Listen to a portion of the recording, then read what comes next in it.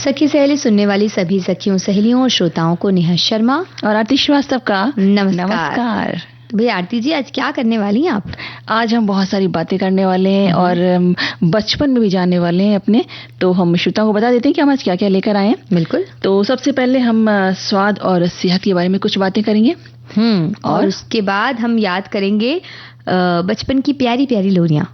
और हम बात करेंगे कि हम अगर जब घर से बाहर जाते हैं घूमने का, तो हमें बहुत शौक रहता है, लेकिन हम ये भी सोच के घबराते हैं ना कि हम चले जाएंगे तो घर पर क्या रहेगा, घर कैसे सुरक्षित रहेगा। तो उसके बारे में भी हम कुछ बातें करेंगे। तो श्रोताओं से हम कहना चाहेंगे कि आप भी जो चीजें बताना चाहते हैं बताइए कि आप अपने घर को सुरक्षित कैसे रख के जाते हैं, और लोरियों के बारे में भी आप बताइए जो हम बात करने वाले हैं, जिसके विषय में भी। और साथ ही साथ व्यंजनों के बारे में भी बताइए। बिल्कुल। स्वास्थ्य वर्धक व्यंजन कौन कौन से आपकी नजर में है, वो आप हमें बताइए और उन्हें शामिल किया जाएगा। बिल्कुल, क्योंकि सिर्फ वही व्यंजन नहीं होते अच्छे जो कि सिर्फ जैसे जंक फूड कहा जाता है जिनको। तो कुछ स्वास्थ्य वर्धक भी चीजें ऐसी होती हैं जिनको ऐसे बनाया जा सकता है कि वो बहुत ही सेहतमंद भी हो। जो जंक फूड होते हैं ना, उनका ही एक स्वास्थ्यवर्धक रूप भी बनाते हैं आजकल लोग बहुत से। जैसे बिना ब्रेड का सैंडविच भी बनता है आजकल। तो इस तरीके की कुछ अच्छी अच्छी चीजें, कुछ रचनात्मक चीजें आप लेके आइए। बिल्कुल। और स्वाद के साथ सेहत पर हम बातचीत करते हैं। बिल्कुल, बात करेंगे। हम एक गीत सुन लेते हैं पहले। हाँ, ये तो बहुत जरूरी है।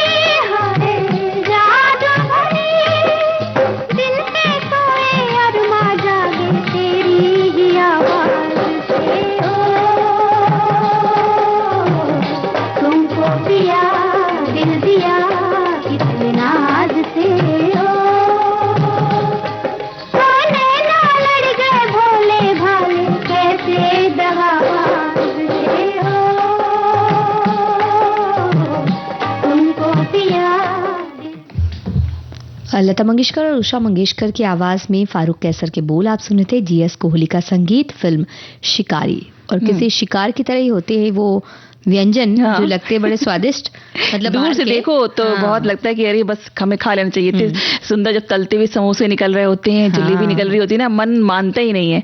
लेकिन हम ये भूल जाते हैं कि वो स्वाद के साथ हमारे सेहत के लिए कितने खतरनाक है। स्वाद के लिए तो बहुत अच्छे हैं। तो वैसे तो देखा जाए तो हमारा पूरा जो भोजन तंत्र जो है वो स्वाद पर ही टिका है, जीभ पर टिका है हमारी, समझ लो। जी। और खाने में नमक या चीनी कम हुई नहीं कि हम अपना खाना खाते ही नहीं, ये कहकर कि तो बेस्वाद खाना है, एकदम मन नहीं कर रहा खाने का, अच्छा नहीं लग रहा कुछ भी। तो नमक कितना कम है या चीनी कितनी कम है, लेकिन ये जो नमक और चीनी है इनकी मात्रा बहुत कम होने पर भी नुकसानदायक है। ऐसा भी मत करिए कि आप बिल्कुल ही बंद कर दें, कि नमक और चीनी को एकदम ही बंद कर दिया। और बहुत ज्यादा होने पर भी हमारे स्वास्थ्य को बिगाड़ सकते हैं ये चीजें। हमें खाने जायके के आधार पर नहीं बल्कि सेहत के आधार पर हमें खाना चाहिए, तभी हम मानसिक और शारीरिक रूप से स्वस्थ रह सकते हैं। बिल्कुल, क्योंकि ये बात समझना जरूरी है कि सभी वस्तुएं जो खाने की हैं वो सीमित मात्रा में उनमें सोडियम क्लोराइड यानी कि नमक तो मौजूद रहता है, और शरीर में पानी की मात्रा को नियंत्रित करने के लिए हमें सोडियम की जरूरत भी है, और नमक इसका प्रमुख स्रोत भी है। लेकिन दिमाग से शरीर के अन्य अंगों तक सूचनाओं का आदान प्रदान भी सोडियम की महत्वपूर्ण भूमिका की वजह से ही पहुंचता है, और साथ ही मांसपेशियों की सक्रियता बरकरार रखने में भी सोडियम मददगार है। तो बहुत से लोग कभी कभी दुबला होने के लिए या किसी कोई और तरीका होता है, कोई और कारण होता है कि नमक बिल्कुल बंद कर देते हैं, और ये खतरनाक हो सकता है। बिल्कुल, और बेहतर यही होगा कि धीरे धीरे नमक की मात्रा को कम करें, कम खाइए, बहुत ज्यादा मत खाइए। जैसे कि हमने अगर खाने में हमें कम लग रहा है तो हम ऊपर से डाल रहे हैं, तो ऊपर से मत डालिए उस चीज को, लेकिन बिल्कुल बंद मत कर दीजिए। और पर्याप्त मात्रा में पानी भी पीते रहिए, जिससे कि पानी की मात्रा हमारे संतुलित रहे शरीर के अंदर। और कभी भी डॉक्टर की सलाह के बिना नमक की मात्रा को कम ज्यादा ना करिए। दरअसल रोजमर्रा के जो सामान्य भोजन है उसमें जो मौजूद नमक है वो हमारे लिए नुकसानदायक नहीं होता है, जो हम खाने में डालते हैं बनाते समय। लेकिन डिब्बा बंद जो खाद्य पदार्थ हैं उसमें नमक की मात्रा बहुत ज्यादा होती है, जिसकी वजह से हमारी जो सेहत है वो प्रभावित होती है। इसलिए कोशिश करिए कि डिब्बा बंद खाने का प्रयोग कम से कम करें, या बिल्कुल ना करें तो बेहतर होगा।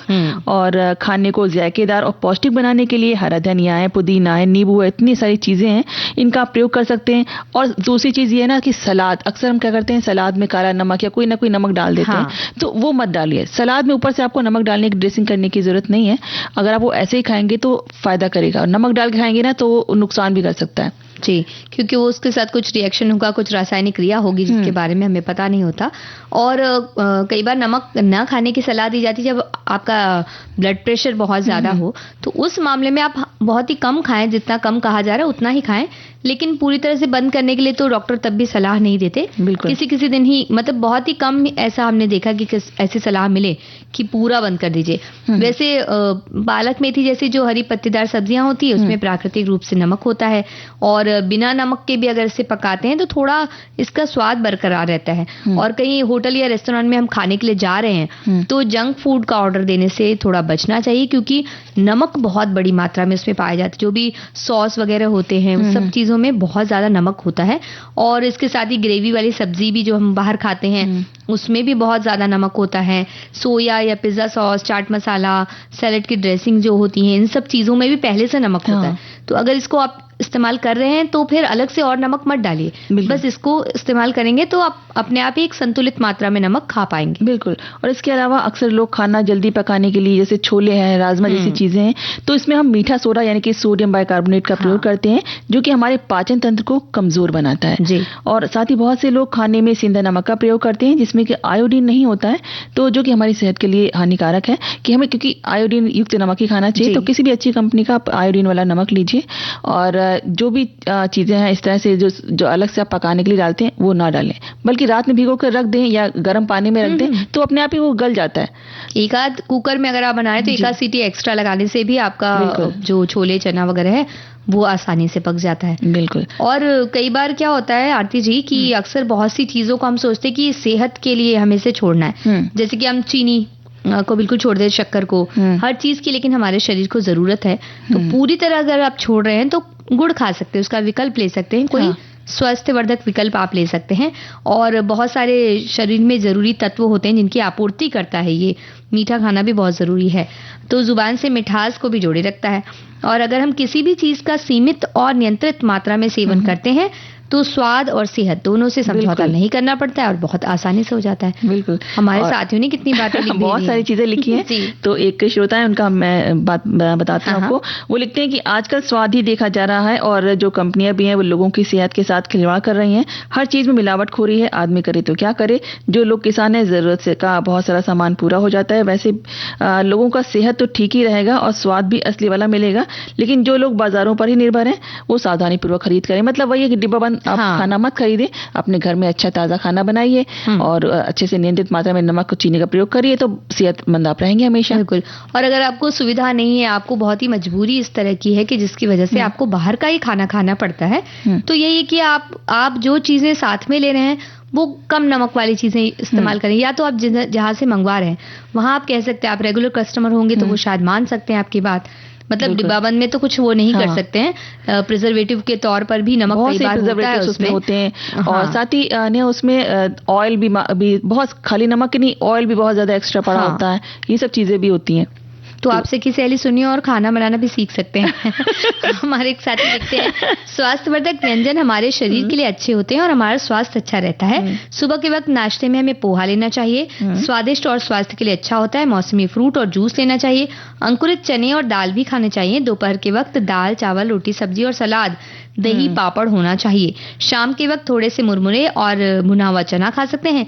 रात के वक्त खिचड़ी और दलिया खा सकते हैं। पौष्टिक और स्वास्थ्यवर्धक होता है। सोते वक्त अगर दूध दिया जाए तो बहुत अच्छा रहेगा। बल्कि आजकल खाने में पहले जैसी बात तो रही नहीं, फास्ट फूड की तरफ लोग भाग रहे हैं जो सेहत के लिए अच्छा नहीं। क्या करें, समय की मांग भी कुछ ऐसी है कि जहां तक हो सके घर का बना खाना लेकिन खाना चाहिए। बिल्कुल, इतना सारा खाना इन्होंने ऑप्शन बता दिया। दाल, चावल, रोटी, सब्जी, सलाद, दही, पापड़, सब चीजें खा सकते हैं। इस तरीके की बातें आप नहीं किया कीजिए, लंच का ही टाइम है ये।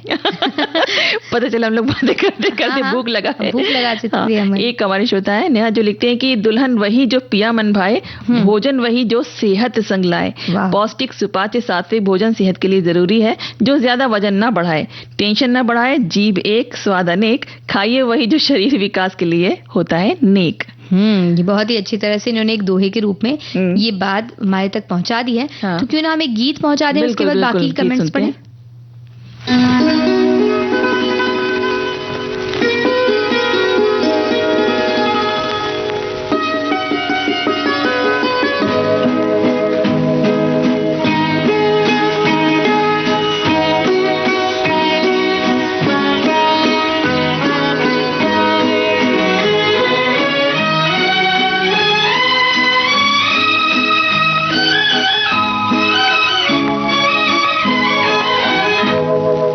जाने बहार हुस्न तेरा बेमिसाल है, जाने बहार हुस्न तेरा बेमिसाल है। वल्ला कमाल है, अरे वल्ला कमाल है। जाने बहार हुस्न तेरा बेमिसाल है।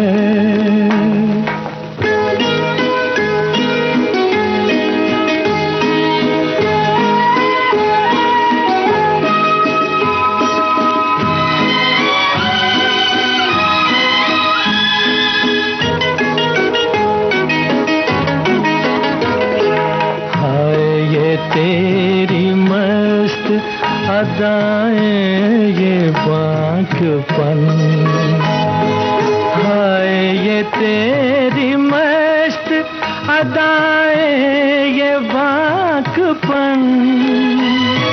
किरणों को भी मैं छूने न दूंगा तेरा बदन,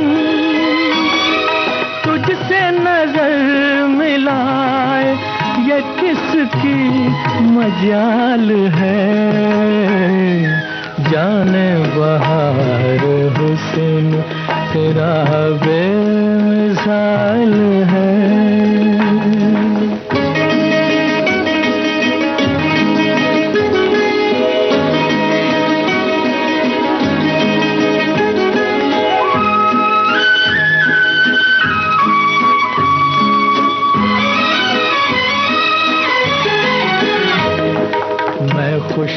नसीब हूँ कि तुझे मैंने पा लिया।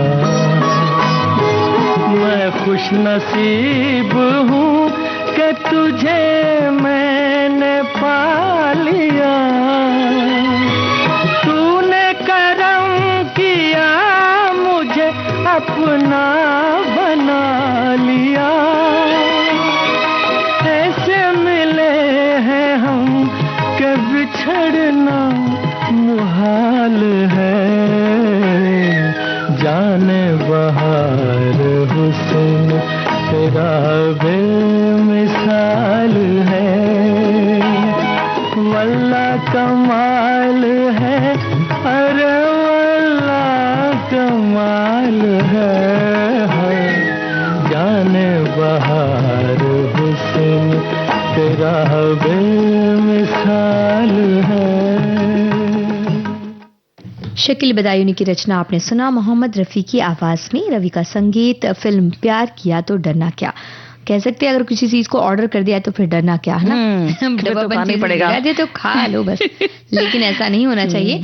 अक्सर इन दिनों सब कहते हैं कि तेल नहीं खाना चाहिए, घी नहीं खाना चाहिए, इस तरह से घी तो जरूर खाना चाहिए। हाँ, तो हमारे साथी भी कह रहे हैं कि देसी घी को अपने खाने में टॉपिंग के रूप में इस्तेमाल करना शानदार तरीका है। चाहे गर्मा गर्म सब्जियों पर एक चम्मच डाल दें या रोटियों पर लगाएं, भोजन को एक अनूठा स्वाद देगा। घी में मौजूद संतृप्त वसा आपके शरीर को ऊर्जा प्रदान करती है और पाचन को बेहतर बनाती है। इसके अलावा घी में मौजूद विटामिन और खनिज आपके शरीर को स्वस्थ रखने में मदद करते हैं और भारत की इस प्राचीन परंपरा को अपनाकर न केवल आप अपने भोजन का स्वाद बढ़ाएंगे बल्कि सेहत का भी ख्याल रखेंगे। बिल्कुल, घी तो वैसे भी बहुत फायदेमंद होता है, कहते हैं हड्डियों के लिए भी और याददाश्त बढ़ाने के लिए भी बहुत अच्छा होता है। घी को सिर्फ खाना तो चाहिए ही, साथ में अगर आप अपने नाभि में डालेंगे तो आपकी आंखें तेज हो जाएंगी। ये एक एक्स्ट्रा चीज है। और इस तरह से एक हमें टिप्स भी मिल गई है। बिल्कुल। हमारी एक और साथी ने भी घी के प्रयोग के लिए कहा है और साथ ही कहा है कि विटामिन ए, ई और विटामिन के जैसे कई जरूरी पोषक तत्व हैं इसमें। हेल्दी फूड आइटम बनाने का काम इससे होता है। स्वादिष्ट तो होता ही, साथ ही त्वचा, बाल और हड्डियों के लिए भी गुणकारी होता है।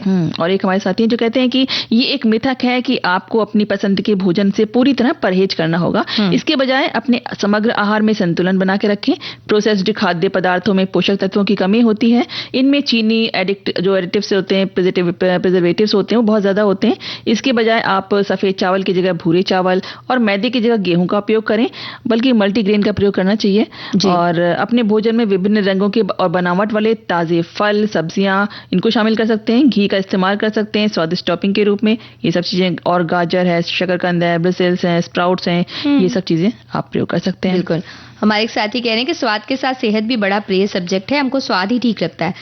हमारे सदस्य में बेस्वाद भी हो खा लेते हैं। हमारे मतलब खाना जो भी हो, जैसा भी हो खा लेते हैं, लेकिन स्वाद बेस्वाद में अलगाववादी होना चाहिए। जैसे हमने अपने बच्चे के अपने जन्मदिन के अवसर पर माँ ने दाल बाटी बनाई थी। बजाय हमको बारिश की वजह से जुकाम हो गया और मुंह स्वाद ही नहीं लगा, यानी उन्हें खा लिया लेकिन स्वाद तो नहीं उन्हें पता चला।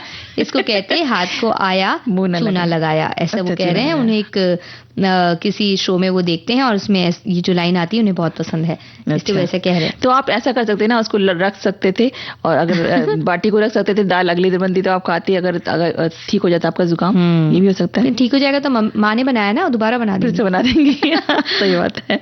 और एक और साथी हैं जो कहते हैं कि ये स्वाद और सेहत पोषक तत्व का सप्ताह चल रहा है, तो हम स्वाद और सेहत को जरूर इसमें जोड़ेंगे। ये विषय बहुत अच्छा है। आपका स्वाद और आपका सेहत दोनों एक साथ अच्छी कैसे रह सकते हैं वो मैं बताती हूँ। घर की चीजों को इतना ज्यादा अच्छा बनाए कि ये पौष्टिक भी हो और साथ ही साथ घर की चीजों से मन तो मतलब भरता ही नहीं है। उसमें हर एक में आप नमक, मिर्ची है, अगर आप मिर्ची ज्यादा पसंद करते हैं तो मिर्ची थोड़ी ज्यादा डालने से उसको तीखा ज्यादा बना सकते हैं। लेकिन बाहर का काम था वही घर का काम, मतलब जो आप बाहर जैसे बना रहे हैं वहां अपने घर में तो आप नमक, मिर्ची है, इन सबको कम ज्यादा कर सकते हैं। अब लेकिन बाहर से जो आएगा उसमें आप कुछ कम ज्यादा नहीं कर सकते, वो आपको वैसा का वैसा ही खाना पड़ेगा। कर सकते हैं ना, उसको कम कर सकते हैं, लाना बाहर से। हाँ, ये कर सकते हैं कि आप बाहर से मत लाइए, अपने घर में ही बनाइए। बढ़िया बढ़िया। हमारे एक और साथी कह रहे हैं कि स्वाद और स्वास्थ्य के बारे में बात करें और एक अगर संक्षेप में बताएं, क्योंकि बहुत सी टिप्पणियां और बहुत से विषय भी हैं। तो हमारे साथी वो कह रहे हैं कि भोजन के विभिन्न स्वाद जैसे कि मीठा, खट्टा, नमकीन, कड़वा और उमामी मस्तिष्क को संकेत भेजते हैं, जिससे हमें तय करने में मदद मिलती है कि खाना क्या खाना सुरक्षित और पौष्टिक है।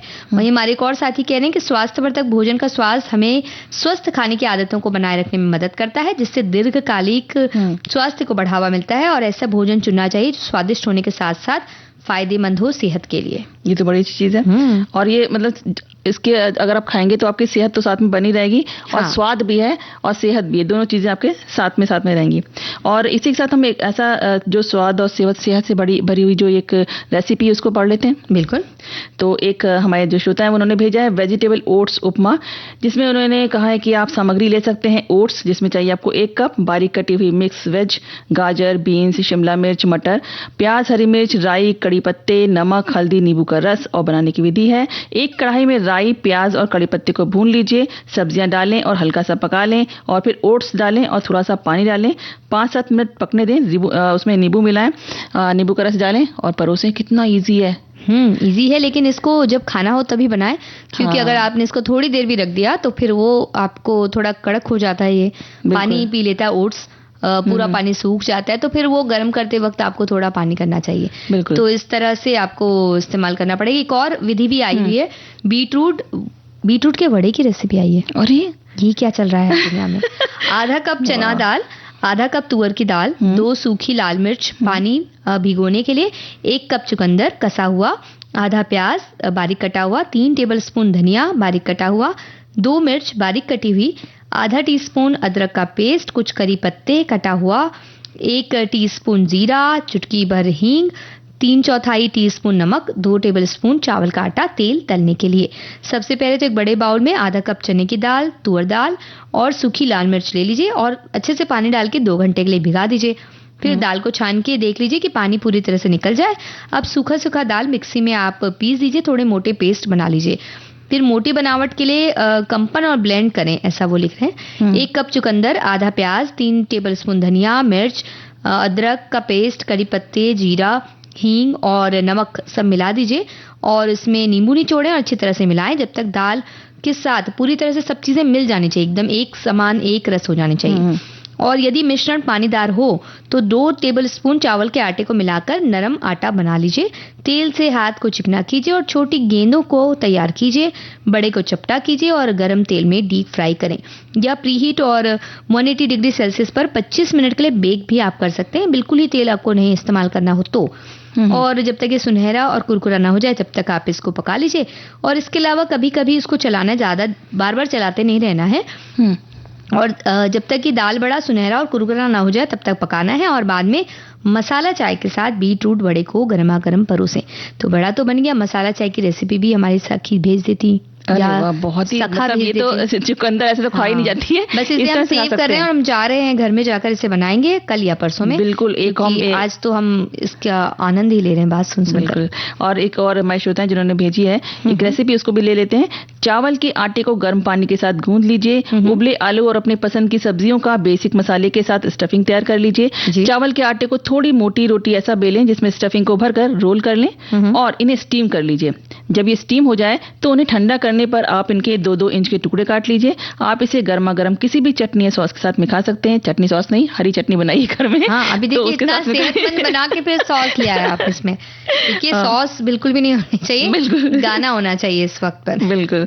और एक पूरी तो पता नहीं पूरी नहीं बताइए, वो कहेंगे कि अच्छा आदि हमें गाने के बाद रोज दिया ना आपने फिर। और नहीं तो आप इसे कढ़ाई में करी पत्ता, राई, जीरे का तड़का लगा सकते हैं और इनके कटे रोल को उसमें डाल दीजिए। थोड़ी उलट पलट करके इस पौष्टिक नाश्ते का आनंद लीजिए। आप इसमें स्टफिंग में आलू, मटर, गोभी, सिर्फ मटर, जो भी पसंद की सब्जी हो आप उसमें भर सकते हैं।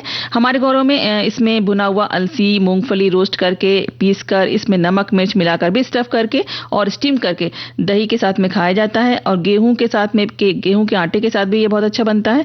गेहूं के आटे में थोड़ा मोयन डालकर सख्त गूंद लें, इसमें भरावन भरकर स्टीम कर लें। बहुत अच्छी रेसिपी बताइए। 3-4 विधि बता दी, ऐसा लग रहा है मुझे तो। चावल के साथ भी, आटे के साथ भी, क्या क्या खाए, दोनों बना के खाए जा सकते हैं। दोनों बना सकते हैं ना। 2 दिन के नाश्ते की रेसिपी हो गई है। अब हम गाना सुन लेते हैं क्योंकि अब आनंद ही आनंद है जीवन में। बिल्कुल।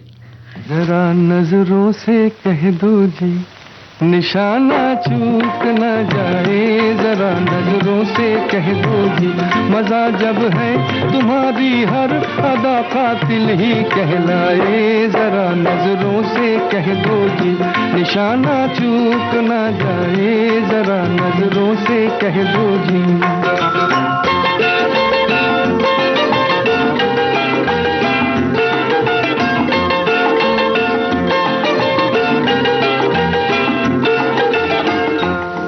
कातिल तुम्हें पुकारूं कि जाने वफा कहूं, हैरत में पड़ गया हूं कि मैं तुमको क्या कहूं। जमाना है तुम्हारा, जमाना है तुम्हारा, चाहे जिसकी जिंदगी ले लो। अगर मेरा कहा मानो तो ऐसे खेल ना खेलो। तुम्हारी इस शरारत से न जाने किसकी मौत आए, जरा नजरों से कह दो जी, निशाना चूक ना जाए, जरा नजरों से कह दो जी।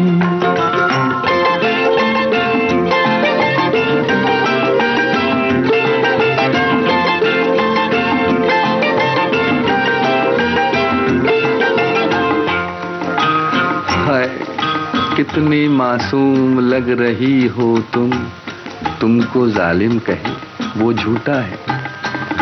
ये भोलापन तुम्हारा, ये भोलापन तुम्हारा, ये शरारत और ये शौखी, जरूरत क्या तुम्हें तलवार की, तीरों की, खंजर की।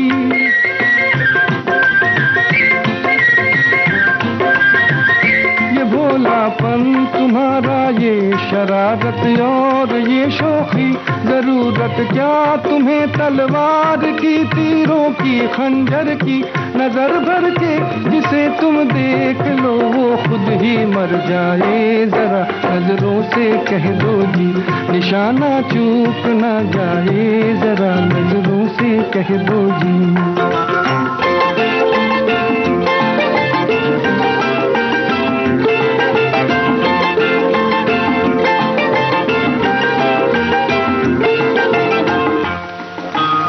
हम पे क्यों इस कदर बिगड़ती हो, छेड़ने वाले तुमको और भी हैं। बहारों पर करो गुस्सा, उलझती है जो आंखों से, हवाओं पर करो गुस्सा जो टकराती है जुल्फों से। कहीं ऐसा न हो कोई तुम्हारा दिल भी ले जाए, जरा नजरों से कह दो जी, निशाना चूक ना जाए, जरा नजरों से कह दो जी।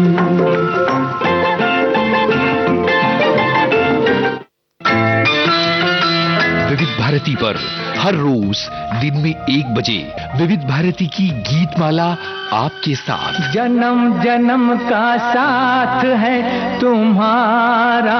इस कार्यक्रम में हर पायदान पर होगी आपकी भागीदारी। हम और तुम, तो हम और आप पिरोएंगे गीतों की इस माला के मोती साथ साथ। हम साथ साथ हैं। जुड़े रहिए हमारे साथ विविध भारती के फेसबुक पेज पर। विविध भारती की गीत माला हर रोज दिन में 1 बजे। विविध भारती, आपका जीवन संगीत। इससे ठीक पहले आपने सुना था जरा नजरों से कह दो जी, ये गीत हेमंत कुमार की आवाज में, उन्हीं का संगीत निर्देशन शकील बदायूनी की बोल, फिल्म 20 साल बाद। और हम कार्यक्रम में ले रहे हैं एक अंतराल, लेकिन इतना वक्त नहीं लगाएंगे, थोड़ी सी देर में आ जाएंगे।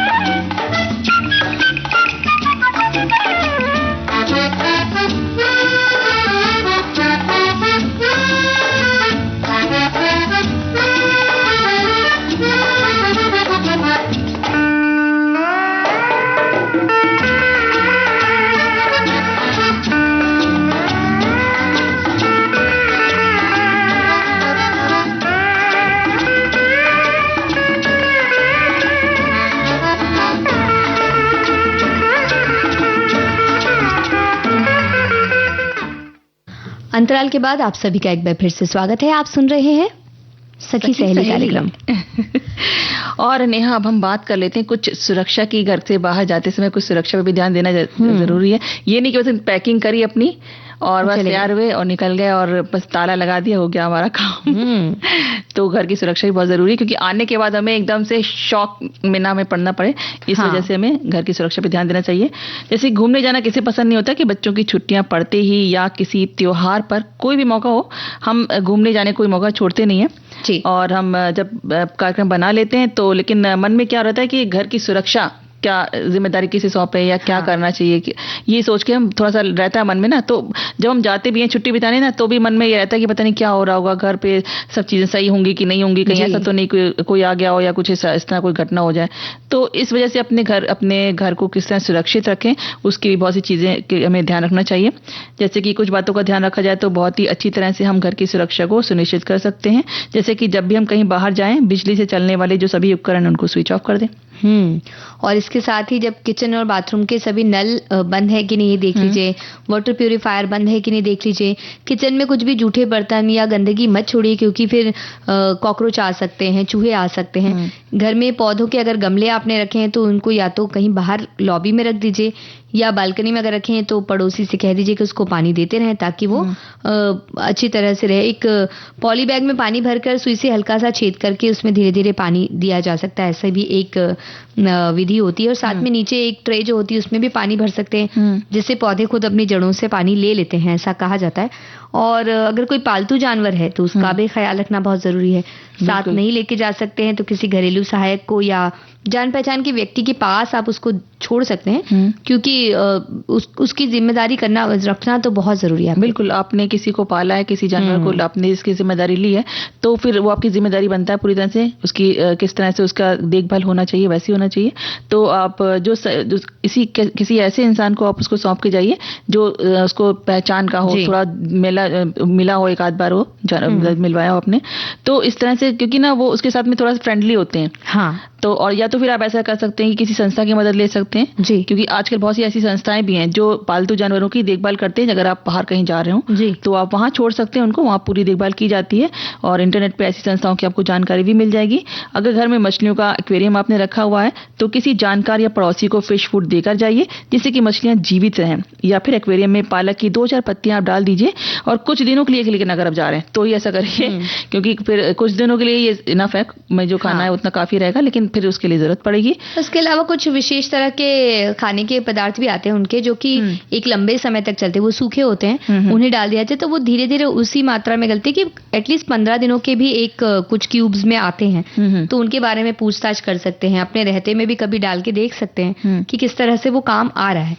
और अगर लंबे समय के लिए आप जा रहे हैं तो फिर फ्रिज को खाली करके ऑफ कर दीजिए, सुरक्षा की दृष्टि से घर का मेन स्विच ऑफ कर दीजिए, और घर की सारी ज्वेलरी जो है, नगद पैसे जो हैं, या तो आप बैंक में जमा कर सकते हैं, बैंक में लॉकर में रख सकते हैं, या फिर घर के लॉकर में भी आप रख सकते हैं, क्योंकि बैंक के लॉकर में भी उसकी जिम्मेदारी आपके ऊपर ही होती है। हाँ, वो तो होता है, लेकिन यार ये रहता है ना कि घर में अगर कोई चोर आ गया ना तो वो आराम से तोड़ ताड़ के ले जाएगा सारी चीजें। तो बेहतर है कि आप बैंक के ऊपर जिम्मेदारी छोड़ के जाएं, लॉकर में डलवा दें बैंक के, तो अपने दिमाग में ये टेंशन नहीं रहेगी कि हमने घर में सारा अपना ज्वेलरी रखा हुआ है, कहीं ऐसा ना वो चोरी हो जाए। तो वो आपका टेंशन हटाने के लिए आप ऐसा कर सकते हैं। वैसे तो आप घर में रख सकते हैं लॉकर में, लेकिन कहीं बाहर जा रहे हैं तो आप बैंक के लॉकर में वो जो भी चीजें आपकी ज्वेलरी वो आप रखवा दें, तो आपके लिए ज्यादा बेहतर रहेगा। तो आपको टेंशन नहीं रहेगी जाते समय कहीं पर भी।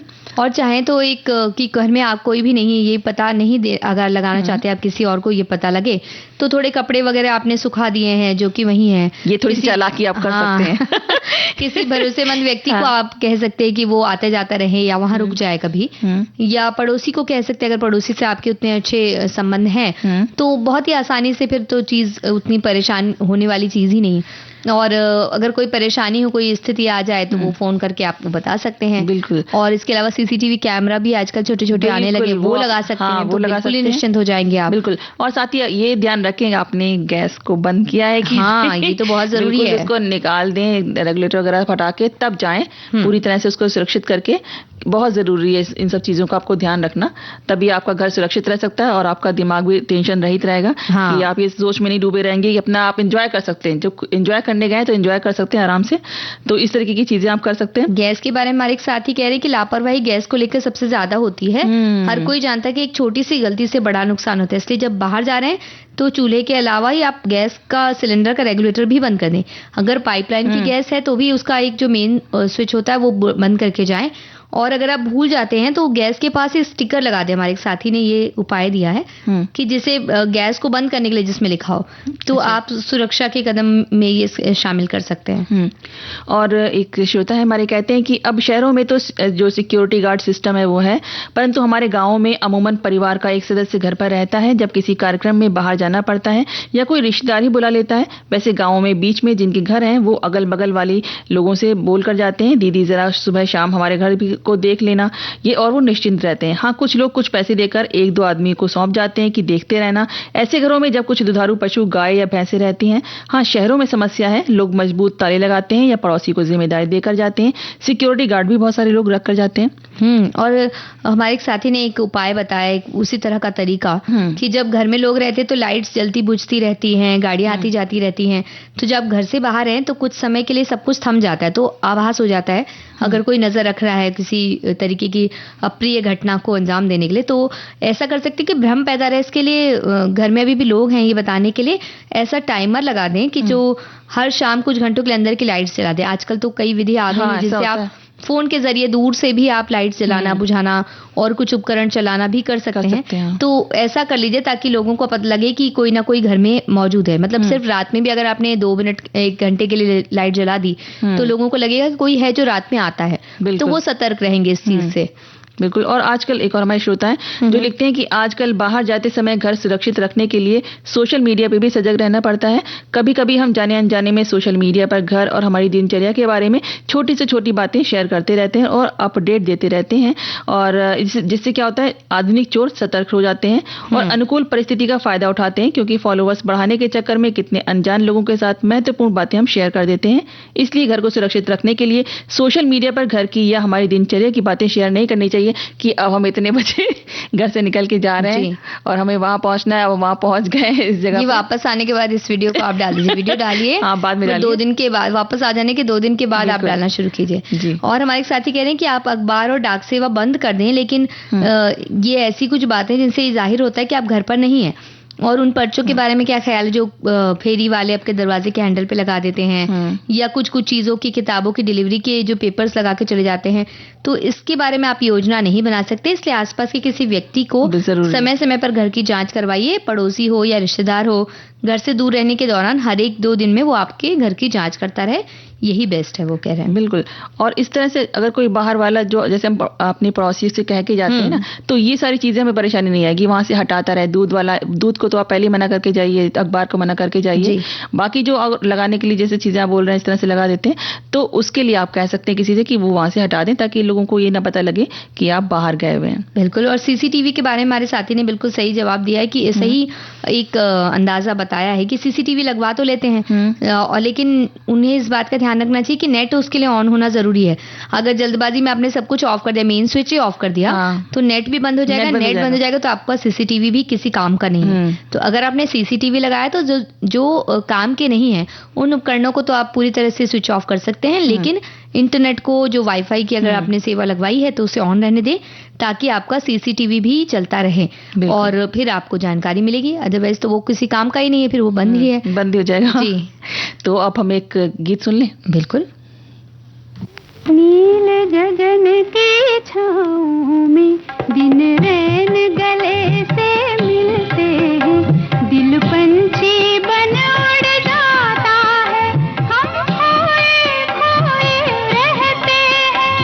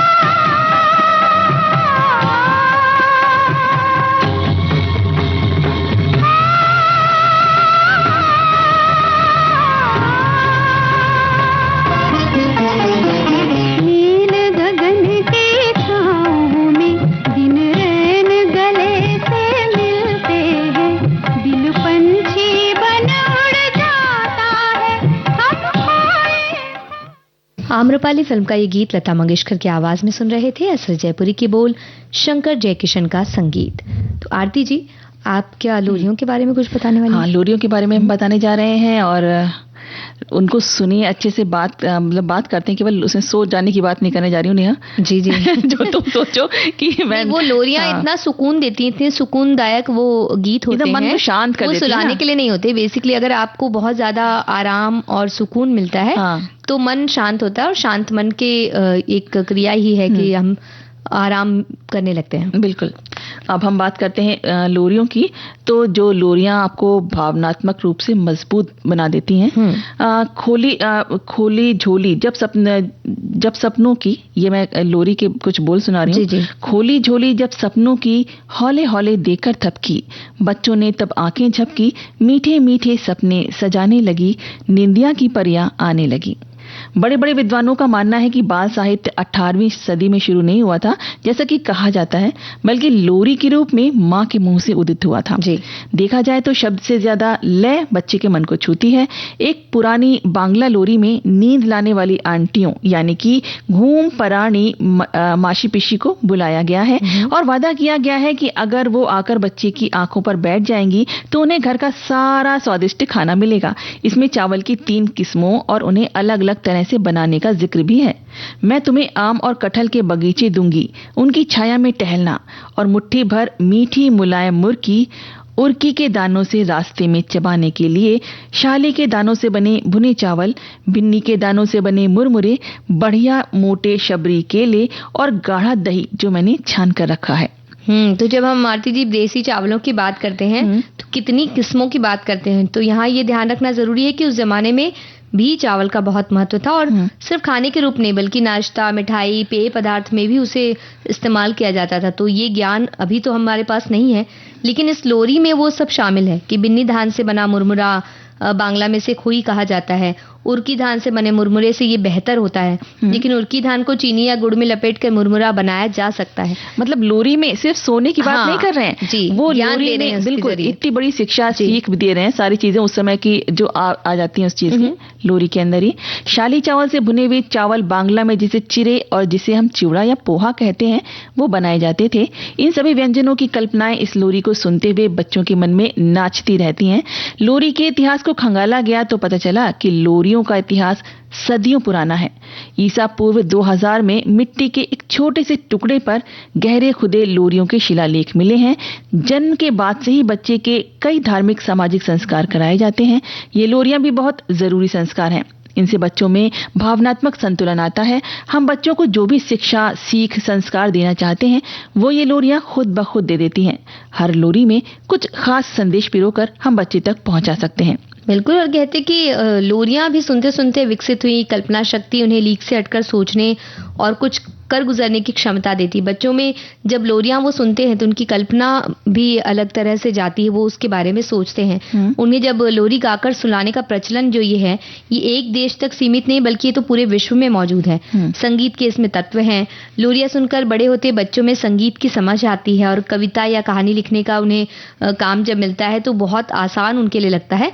वैज्ञानिकों का भी मानना है कि लोरियां और कहानियां बच्चों के जीवन का बहुत ही महत्वपूर्ण हिस्सा है। इससे उनके दिमाग का विकास बहुत तेजी से होता है और शब्दों और भाषा पर उनकी पकड़ की बहुत मजबूत होती जाती है। बिल्कुल।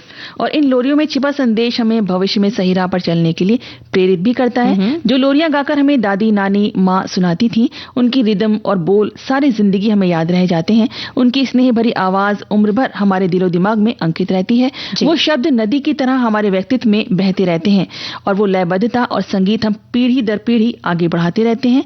जो बातें ऐसे ही बोली जाएं तो भाषण लगती हैं, वहीं शिक्षा और संस्कार लोरी के माध्यम से दिए जाते हैं तो उम्र भर की सीख बन जाते हैं। कहना गलत नहीं होगा कि हमें एक संस्कार में एक सकारात्मक गुणों से भरा इंसान बनाती हैं ये प्यारी प्यारी लोरियां। और इसी प्यारी प्यारी लोरियां हमारे साथियों ने भी बहुत याद की, जैसे कि लल्ला लल्ला लोरी, दूध की कटोरी, दूध में बताशा, मुन्नी करे तमाशा।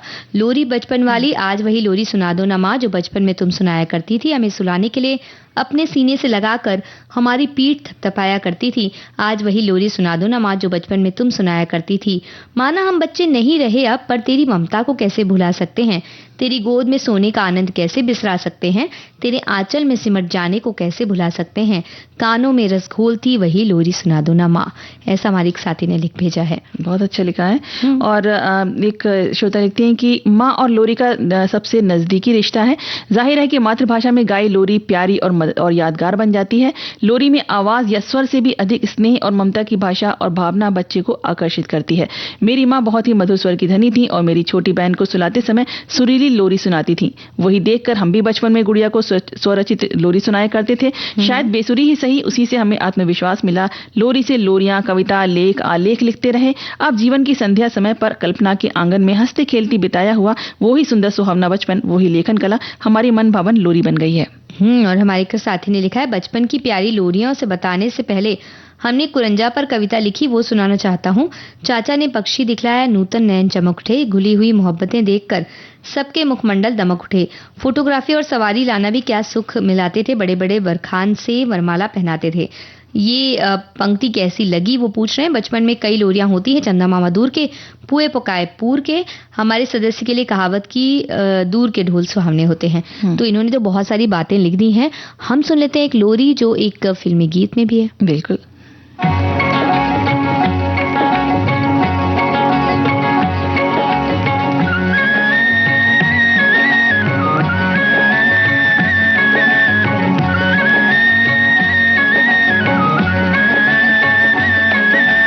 चंदा मामा दूर के, पुए पकाए भूर के। चंदा मामा दूर के, पुए पकाए भूर के। आप खाए थाली में, मुन्ने को दे प्याली में। आप खाए थाली में, मुन्ने को दे प्याली में। चंदा मामा दूर के, पुए पकाए भूर के।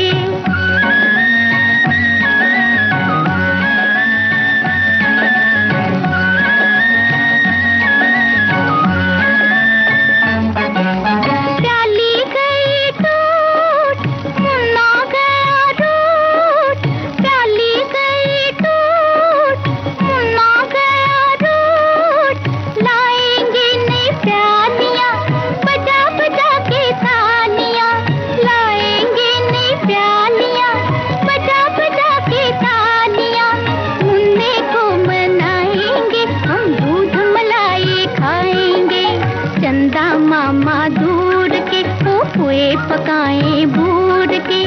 आप खाए थाली में, मुन्ने को दे प्याली में। चंदा मामा दूर के, पुए पकाए भूर के।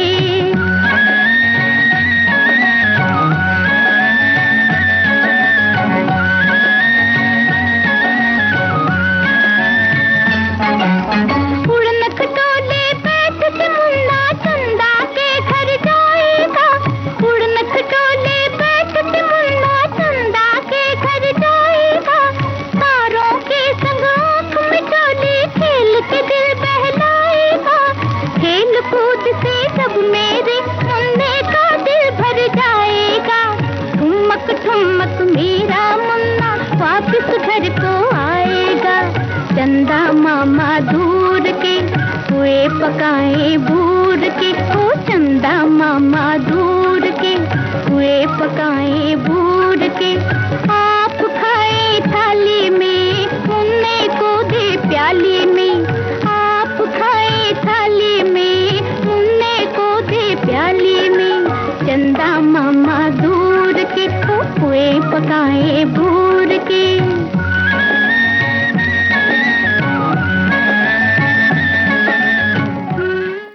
आशा भोसले की आवाज में ये लोरी आपने सुनी। रवि का संगीत इस गीत में, वचन फिल्म से हमने इसे लिया। और हमारे साथियों ने बहुत सी लोरियां याद की हैं जो उनके बचपन की हैं। वो कह रहे हैं बचपन में माँ अजिया नानी अपने आंचलिक भाषा में लोरी गाती थी। और हमारे बिहार में एक लोरी तो अपने हमारे बचपन में शायद ही किसी बच्चे का बचपन इस लोरी के बिना बीता होगा। ए चंदा मामा आरे आवा पारे आवा, नदिया किनारे आवा, सोने की कटोरी में दूध भात ले ले आवा, बबुआ के महुआ में घुटुक, टुन टुन वे टुन पर्वत ऊपर ऊपर खोतावा, सुत है मोर बचावा। देखिए पढ़ने में शायद थोड़ा सा उस तरह का नहीं आया होगा, लेकिन बहुत ही प्यारी लग रही है। बिल्कुल। और एक और श्रोता हमारे जो कहते हैं कि लोरियां सुनवाकर आज हमें बचपन की याद दिलाई जा रही है। हमारे यहाँ गुजरात में ये लोरी सभी माँ ने गाई हुई है और मैंने भी सुनी है। भाईलो मारो डायो, पाटले बेसी नायो, पाटलो गयो खसी, भाईलो पड़ियो हसी, हायला रे वाला मारा भाईला ने, हाँ हाँ हाँ। लेकिन अब ये लोरी सुने बिना अब झपकी लेने जा रहे हैं, मिलते हैं। बिना लोरी के झपकी लेने जा रहे हैं। हमारे एक और साथी कह रहे हैं कि बचपन की प्यारी लोरियां तो याद नहीं, कैसे याद होगी? लोरियां माँ या दादी माँ सुनाती होंगी, तब हम सो जाते होंगे, इसलिए याद नहीं। अरे हाँ, याद आया, मैंने भी तो अपने बच्चों को सुनाई है लोरियां, जैसे कि लल्ला लल्ला लोरी, दूध की कटोरी, दूध में बताशा, मुन्नी करे तमाशा, नी नी नी नी आजा, बाबू को सुला जा, दूर देश घुमाला। तो ये लोरी वो सुनाती हैं अपने बच्चे को। और एक और श्रोता जो लिखते हैं कि बचपन की सुगंध और मधुर यादों को दर्शाती हैं ये लोरियां, खासकर जब वो माँ या किसी के द्वारा गाई जाती हैं। लोरियां अक्सर लोक संगीत का हिस्सा होती हैं और अलग अलग संस्कृतियों और भाषाओं में पाई जाती हैं, जैसे कि उन्होंने कहा है कि मैथिली, भोजपुरी और मगही गीतों में लोरियों का प्राथमिक उद्देश्य बच्चों को शांत कराना और सोने में उनकी मदद करना होता है। वही हमारे एक साथी कह रहे, बचपन और लोरियों का अटूट नाता है। मराठी में सुमन कल्याणपुर की गाई हुई लोरियां आज भी याद आती हैं। यही लोरियां हम अपने बच्चों के लिए गाते थे। फिल्म आराधना का झंडा है तू, मेरा सूरज है तू, ये गाना जब भी सुनता हूं अनायास आंखों में पानी आता है। कुछ लोरियां इतनी गहराई से दिल को छूती हैं कि वो जन्म भर भूल नहीं पाते। बिल्कुल।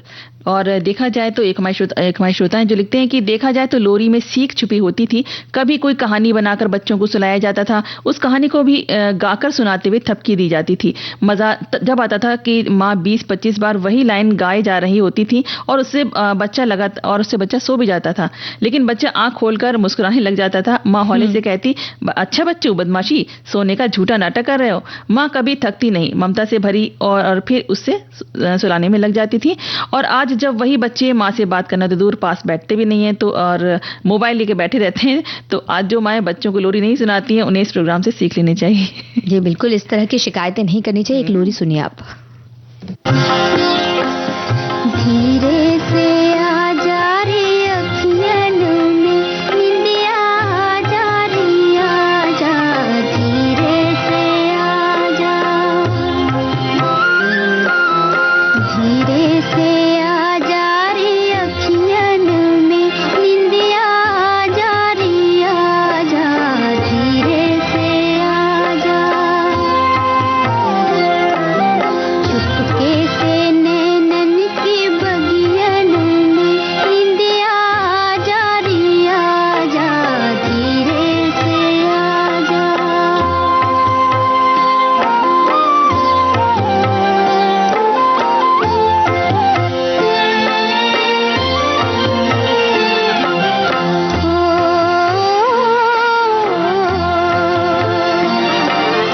लेकर सुहाने सपनों की कलियां, सपनों की कलियां,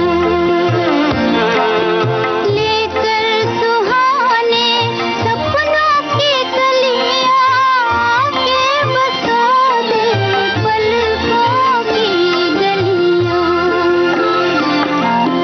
पलकों की छोटी सी गलियन में निंदिया, आ जा रे आ जा, धीरे से आ जा, धीरे से आ जा रे अखियन में निंदिया, आ जा रे आ जा, धीरे से आ जा। और अब हमारा वक्त हो चुका है जाने का और नेहा के रेसिपी बनाने का, उसके बाद सोने का, है ना। लोरी तो सुन चुकी है। नेहा स्वीकार कीजिए, नेहा शर्मा और आरती श्रीवास्तव का नमस्कार।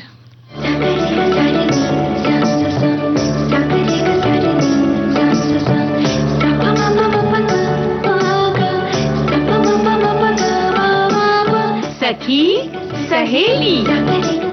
कार्यक्रम के प्रस्तुतकर्ता अनुश्री पाठक।